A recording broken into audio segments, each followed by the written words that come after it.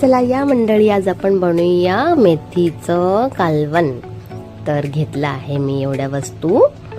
तर कोथिंबीर घेतली आहे, लसूण घेतला आहे, मस्त मिरची घेतली, अद्रक घेतलं, हे घेतलेलं आहे जिरं।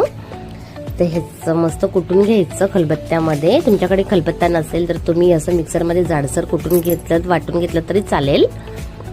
तर पेस्ट नाही करायची। आणि त्याच्यानंतर हे शेंगदाणे मी भाजून घेतले, सालं काढून घेतले। मग हे मिक्सरच्या भांड्यामध्ये पाणी टाकून त्याची पेस्ट करून घेतली छान। मग आणि मेथी जी होती ती चिरून घेतली। तर ठेवूया कढई, टाकूया तेल, मस्त आलं त्याच्यात जिरं आणि हे कुटलेलं आपलं, आणि त्यात थोडी टाकायची हळद आणि मस्त मिक्स करून घ्यायचं तेलामध्ये। आणि मग थोड्या वेळानंतर त्याच्यामध्ये टाकायची चिरलेली मेथी। आणि हो, मीठ राहिलंच होतं आपलं, हो की नाही। मग मीठ टाकून घ्यायचं आपली जेवढी भाजी असेल त्याप्रमाणे। आणि मग मस्त असं ह्याला तेल सुटेपर्यंत झाकून ठेवायचं। बघूया, छान तेल सुटलेलं आहे, मेथी पण छान आपली शिजलेली आहे। आता ह्याच्यामध्ये टाकायचं शेंगदाण्याचा पेस्ट। आणि हे बघा, तुम्हाला जेवढं हवं तेवढं पाणी तुम्ही टाकून घेऊन आत्ताच टाका। आणि वापस बघा हे कसं झालंय। तर मला नक्की सांगा हे कसं झालंय माझं कालवण।